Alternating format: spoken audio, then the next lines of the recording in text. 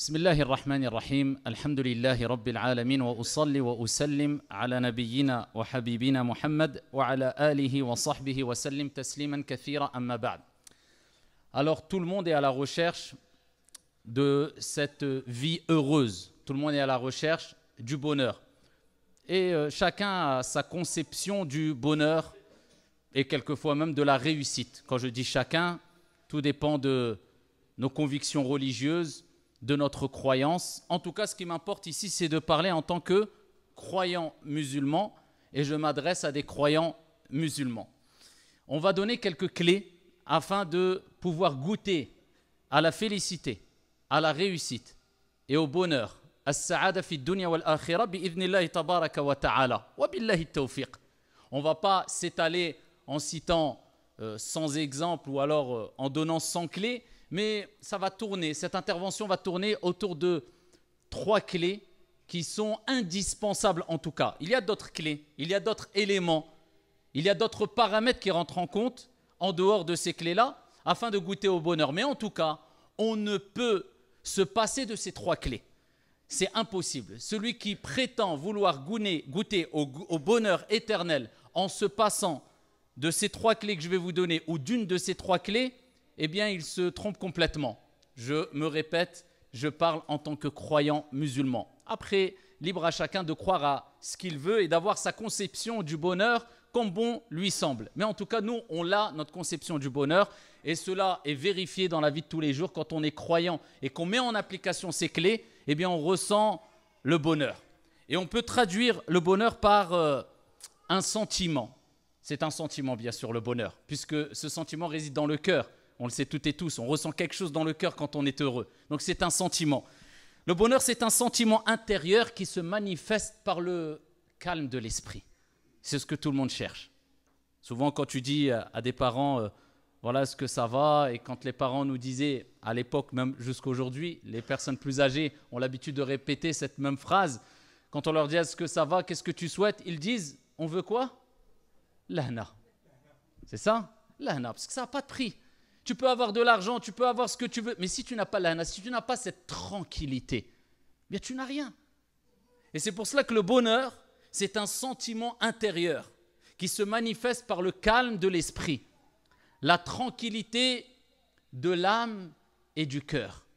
Et cela est propulsé par la puissance de l'iman, la foi.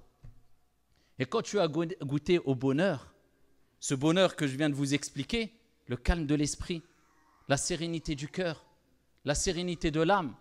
Wallahi, tu n'as plus rien à envier à qui que ce soit, qu'il soit riche ou pas, fort ou pas, puissant ou pas, connu ou pas.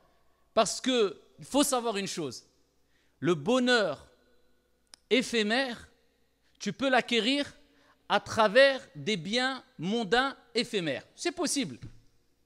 À travers l'argent, à travers... ici, le fait que tu sois connu à travers un poste, à travers un... Mais il faut bien comprendre, c'est un bonheur éphémère qui disparaîtra quand tes biens de ce bas monde disparaîtront. Kullu man alayha fan. Et tout ce qu'il y a sur la surface de la terre est voué à éphémérité. Donc ton bonheur ne perdurera pas. Puisque tu as basé ton bonheur sur une chose éphémère, l'argent. Ça va rester l'argent? Est-ce que tu prendras juste 1 euro avec toi dans la tombe? Est-ce que juste la clé de chez toi, il y a un intérêt que tu la prennes avec toi dans la tombe? Donc tu as basé ton bonheur sur une cause éphémère, ton bonheur ne sera qu'éphémère. Mais la vraie réussite, le vrai bonheur, la vraie vie heureuse réside dans ce qui n'est pas éphémère. Et ce bonheur-là ne s'achète pas, mais il se gagne. En gagnant l'amour de celui qui accorde le bonheur à qui il veut, quand il veut, Allah subhanahu wa ta'ala. Donc le bonheur éternel, parce que c'est un bonheur éternel. Le croyant qui a goûté à ce bonheur-là sera heureux, on est bien d'accord, ici-bas, mais aussi dans le delà.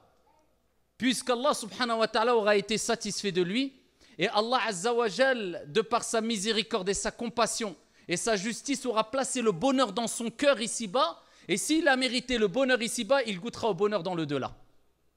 Jaza'an wifaqa. Tu as travaillé, tu as mérité le bonheur ici-bas, Allah Azza wa Jal te rétribuera par le bonheur éternel. C'est pour cela que nous, en tant que croyants, on a cette conception du bonheur. C'est un bonheur qui n'est pas éphémère, mais c'est un bonheur éternel. Et wallahi wa rabbil Kaaba, il suffit d'aller regarder à droite et à gauche, devant et derrière nous, à travers notre petite expérience, je ne dis même pas à travers celles et ceux, les histoires de celles et ceux qui nous ont précédés, hein, mais juste à travers notre petite expérience autour de nous, regardez. Ceux qui sont dans la voie de l'illicite, dans le haram, dans l'argent illicite, loin de la prière, loin de la religion, loin de... Bien que quand on voit de manière apparente, ils n'ont rien à envier à personne. Souvent, ils ont des belles maisons, ils ont de l'argent, ils ont tout pour être heureux. Et ils sont heureux quelquefois de manière apparente. Mais on a dit que le bonheur, c'est un sentiment intérieur. Et wallahi, tu peux paraître être le plus heureux et le plus riche et le plus beau si tu n'as pas la richesse intérieure et le calme de l'esprit, le calme du cœur, la sérénité du cœur. Si tu n'as pas ce bonheur, cette tranquillité intérieure, tu n'as rien, et on le sait. Et ô combien de riches se sont suicidés, puisqu'ils se sont dit, j'ai de quoi assouvir mes besoins, mes envies. Je peux acheter ce que je veux pour être heureux. Le but, quand on veut avoir de l'argent, quand on veut avoir le pouvoir, c'est pourquoi? Le but, c'est quoi? C'est avoir du plaisir pour être heureux. Mais quand il a tout cela et qu'il se dit, je peux même aller sur la lune si je veux, j'ai tellement d'argent, je fais ce que je veux, je peux organiser ce que je veux, je peux avoir ce que je veux, je peux acquérir ce que je veux, mais il sent toujours un vide. Bien, il se rend compte, bon gré mal gré, qu'en fait, le vrai bonheur, ce n'est pas ce qui est palpable physiquement à travers les richesses et les biens d'ici-bas, mais c'est le sentiment intérieur qui se manifeste par un calme de l'esprit, un repos de l'âme, une tranquillité du cœur. Et cela ne peut être propulsé que par la puissance de l'iman, de la foi. Alors il y a plusieurs éléments pour acquérir le bonheur de manière générale. Nous, en tant que croyants musulmans, on dira c'est la religion. Mais il faut pousser un peu plus loin et chercher à savoir quelles sont les clés les plus importantes pour goûter à ce bonheur. De manière quotidienne, chaque jour. Matin, midi et soir. Que ça ne soit pas ponctuel, mais que tu vives heureux. Bien sûr, on se comprend. Il y aura des moments de tristesse, il y aura des moments de douleur, il y aura des moments, il y aura des malheurs dans la vie. C'est sunnatullah. Ça, c'est le décret d'Allah subhanahu wa ta'ala. Allah azza wa jalla a dit au prophète alayhi salatu wa salam dans le Coran « Wa la taku fi dayqi mimma yamkurun, inna Allaha ma'al ladhina attaqaw » et ne sois pas « Wa la taku fi dayqi mimma yamkurun » n'est pas ce sentiment d'angoisse. Il ne faut pas avoir cette poitrine serrée, être mal, être gêné à cause de ceux qui complotent contre toi. Allah est avec ceux qui le craignent. Et Allah est avec les bienfaisants. Allah s'adresse à qui? Au prophète, alayhi salatu wa salam. Le prophète a pleuré quand son fils est décédé. Et il a rappelé que c'est une miséricorde de la part d'Allah. Donc c'est tout à fait normal d'avoir ces moments de joie, de tristesse, de réussite, d'échec. Allah nous dit dans le Coran, et c'est ainsi que nous faisons alterner les jours. Un jour pour toi, un jour contre toi. Un jour bon, un jour mauvais. Un jour de joie, un jour de tristesse. Mais le croyant, eh bien, c'est pertinemment que ces épreuves, eh bien, seront une source de bonheur au jour de la résurrection. Et que ce n'est que passager. Et il ne dépasse pas les limites en se plaignant d'Allah, mais il se plaint auprès d'Allah en étant satisfait de ce qui lui arrive. Et il sait pertinemment que toute épreuve qui le touche, eh bien, c'est une expiation des péchés et c'est une purification pour lui ici-bas et dans le delà. Et sûrement qu'Allah subhanahu wa ta'ala lui a évité pire.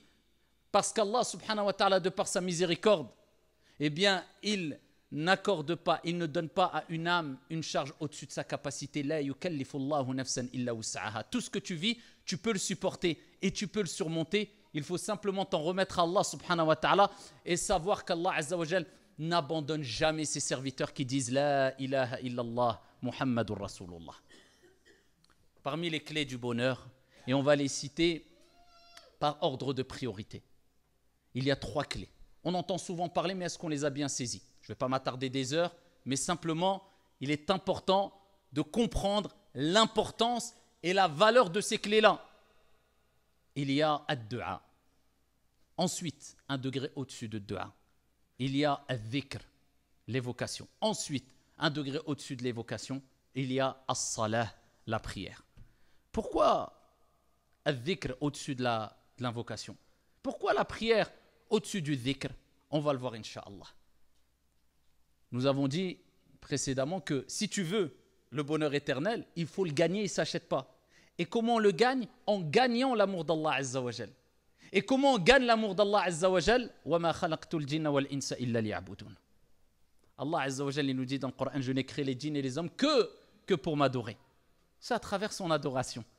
Et il n'y a pas d'action à travers laquelle le serviteur se rapproche le plus d'Allah subhanahu wa ta'ala et est le plus aimé par Allah subhanahu wa ta'ala, comme il est relaté dans le hadith divin, que ce par quoi Allah Azza wa Jal, ou que à travers les actes qu'Allah subhanahu wa ta'ala lui a ordonné de faire, les obligations. As-salah, as-siyam.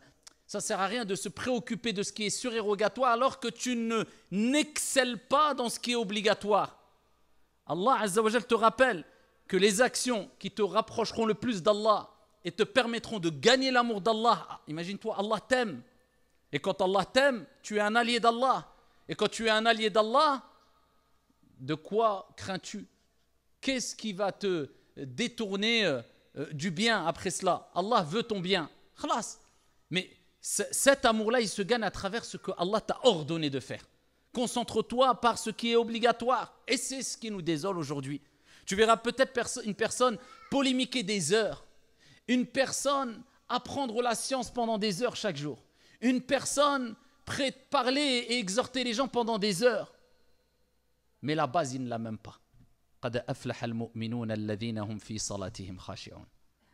Allah a dit, certes, ont réussi les croyants. Qui sont, ya Allah, ces croyants-là qui ont réussi, ils ont gagné ça et stop, classe. Celles et ceux qui sont humbles, qui ont cette concentration dans la prière. Cette personne qui va fournir énormément d'efforts dans des domaines, dans des sujets, alors que as-salah, il la bâcle et il fait peut-être la prière de l'hypocrite. Vous voyez l'importance de les priorités à l'awlawiyat. Concentre-toi par ce qui est accessible par toutes et tous. Parce que vous ne trompez pas. Allah subhanahu wa ta'ala, par sa miséricorde, il ne veut pas priver ses serviteurs du paradis, des meilleurs degrés au paradis. Simplement parce qu'un de ses serviteurs a moins d'intelligence que l'autre, a moins de capacité que l'autre, Non, il nous donne des moyens pour gagner le paradis, les plus hauts degrés du paradis, ici, et il nous donne ces moyens-là pour que ça soit accessible à toutes et à tous. As-salah. Donc quelqu'un qui prie avec concentration, alors en respectant la prière, qui vit avec la prière, wallah, il est meilleur auprès d'Allah Azza wa Jal que celui qui exhorte toute la journée je ne sais combien de personnes alors qu'il bâcle sa prière à côté. Donc vous voyez, c'est pas tout dans le paraître, mais tout est dans le paraître auprès d'Allah Azza wa Jal. Quand tu es en intimité avec Allah, comment tu pries? Quand personne te voit, quelle est ton intention quand tu donnes l'aumône? Quel khair tu fais?